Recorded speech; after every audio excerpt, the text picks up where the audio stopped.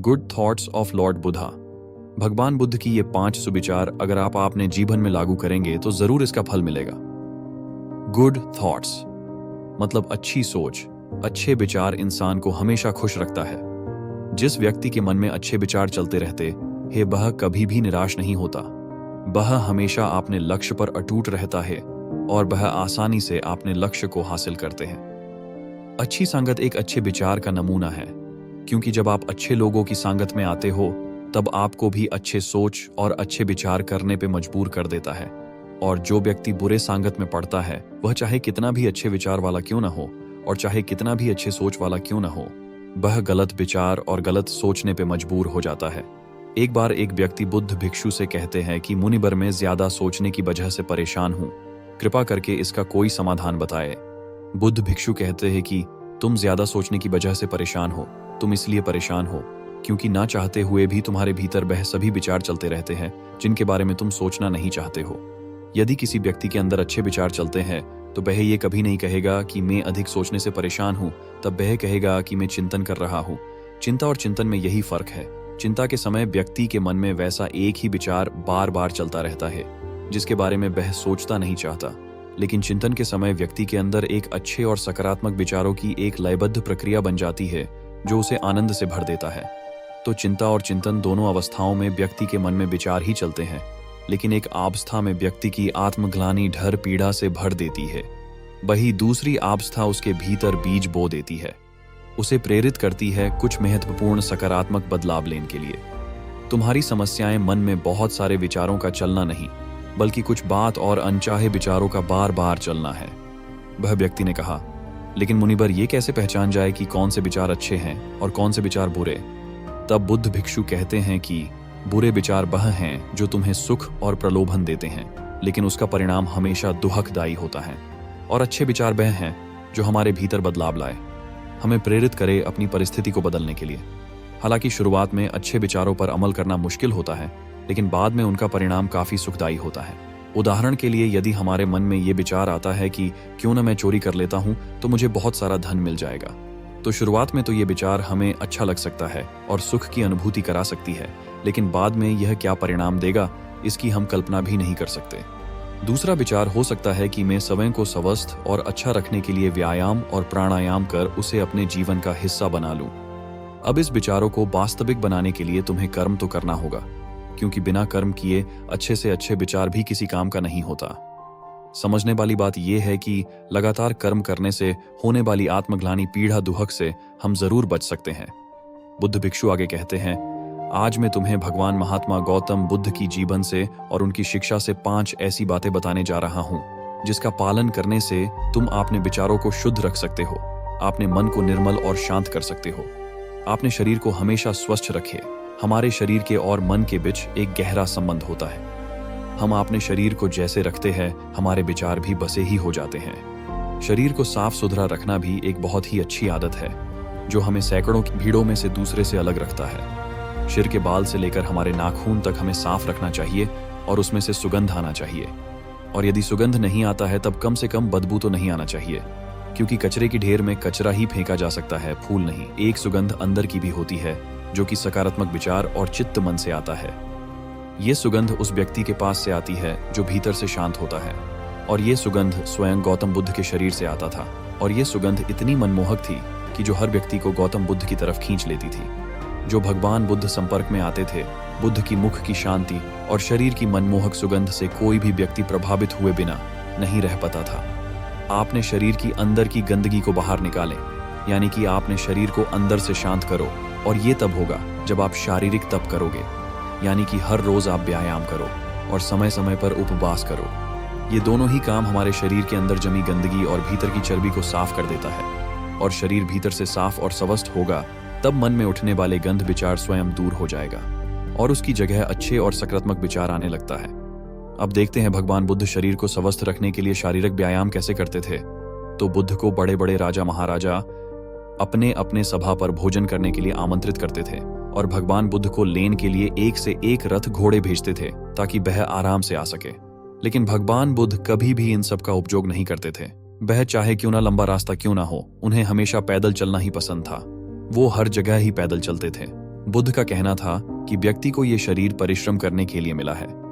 व्यक्ति परिश्रम न करके इस अभ्यास को खराब कर देता है। पैदल चलने से शरीर को कष्ट होता है और जितना शरीर को कष्ट होता है उतना ही आपके शरीर के लिए अच्छा होता है। इसलिए शरीर से परिश्रम करवाए। उचित और सम्यक आहार। भगवान बुद्ध कहते हैं कि जैसे व्यक्ति का आहार होता है वैसा ही उसका विचार हो जाता है। इसलिए व्यक्ति को हमेशा अच्छा आहार ग्रहण करना चाहिए। उसे कभी भी मांसाहारी और मृत आहार नहीं खाना चाहिए। उसे अपने भोजन में ज्यादा से ज्यादा जीवित चीजों शामिल करना चाहिए, यानी कि ऐसा आहार जो सीधा प्रकृति से मिला हो और जिसमें जीवन है, क्योंकि ऐसा भोजन आसानी से पच भी जाता है और शरीर में कोई भी गंदगी नहीं जमने देती। भोजन को हमेशा उचित मात्रा में ही लेना चाहिए। भोजन चाहे कितना भी स्वादिष्ट और हल्का क्यों ना हो, लेकिन उसे उतना ही ग्रहण करे जितना आपको आवश्यकता हो। अधिक मात्रा में भोजन कभी भी नहीं करना चाहिए, क्योंकि अच्छी चीज भी अति मात्रा में लेंगे तो हमें नुकसान करते हैं। इसलिए जब भी भोजन करे तो हमेशा हल्का भूख रखो और थोड़ा सा कम खाने की कोशिश करो। ऐसा करने से तुम्हारे शरीर में बीमारी नहीं होगी। रात के समय हमेशा कम और हल्का भोजन करो, ताकि आप जो खाना खाए हो वह आपकी ऊर्जा उसे जल्दी पचा सके और तुम्हारी आंतरिक शरीर को सफाई और मरम्मत कर सके। जब भगवान बुद्ध किसी के यहाँ भोजन करने के लिए जाते हैं तो वहाँ के लोग भगवान बुद्ध के लिए हर तरह की अच्छे खाना उनके पात्र में देते हैं, लेकिन भगवान बुद्ध अपने पात्र में उतना ही खाना लेते जितना उन्हें जरूरत होता है।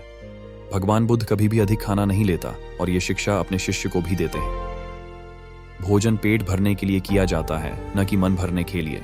समझने वाली बात एक और है कि यदि तुम स्वादिष्ट भोजन के शौकीन हो तो उसे अचानक से भी खाना भी बंद मत करो, बस उसकी मात्रा थोड़ा कम कर देना चाहिए। अपनी संगत का खास ध्यान रखो। संगत का अर्थ उन लोगों या उन दोस्तों को पता नहीं है जिसके साथ आप रहते हो और समय बिताते हो, बल्कि इसका अर्थ हर उस चीज से है जिसको आप अपनी इंद्रियों के साथ ग्रहण करते हैं, जैसे कि हम किन लोगों के साथ रहते हैं, किया देखते हैं, किया सुनते हैं, किससे बात करते हैं इत्यादि। जब भगवान बुद्ध ने यह निश्चय कर लिया कि उन्हें भीतर की यात्रा से निकलना है तो उन्होंने सब चीज को छोड़ दिया जो उन्हें लगा कि उनकी यात्रा में बाधा बनकर आ रही है। इससे हमें यह सीखने को मिलता है कि हमें अपने लक्ष्य को प्राप्त करने के लिए अपने आरामदायक अवस्था से बाहर निकलना पड़ेगा और उन लोगों और उस चीजों को भी छोड़ना पड़ेगा जो आपके लिए छोड़ना मुश्किल होता है।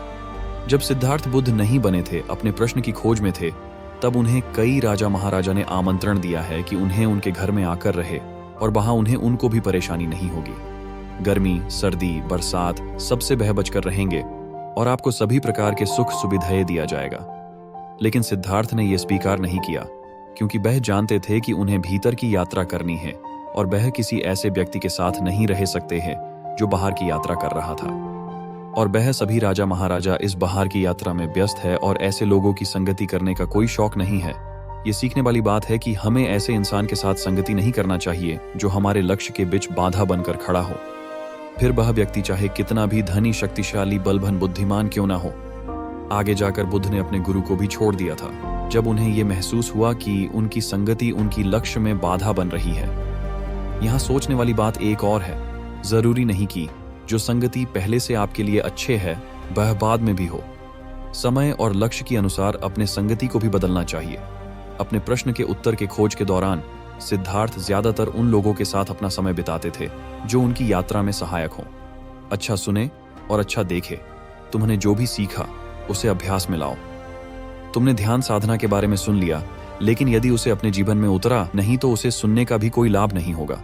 अच्छा सुनने और अच्छा देखने के कारण भी लोगों के जीवन में बदलाव नहीं आ पाता, क्योंकि वह व्यक्ति अच्छे देखते सुनते तो है, लेकिन उन चीजों को अपने जीवन में रूपांतरित नहीं करते और बस शिकायत करते हैं। इसलिए जो भी अपने संगति में सीखा है उसे जीवन में उतारो।